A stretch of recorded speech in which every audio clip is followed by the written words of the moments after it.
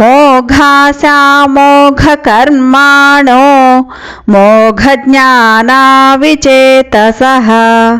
రాక్షసీమాసురీం చైవ ప్రకృతిం మోహినీం శ్రితాః.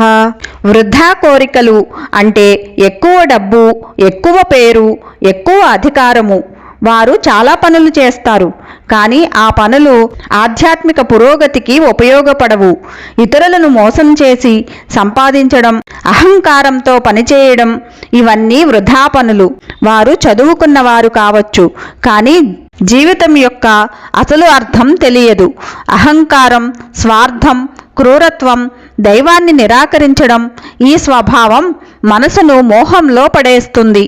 భగవంతుని అసలు స్వరూపం తెలుసుకోలేని వారికి ఆశలు వృధా అవుతాయి.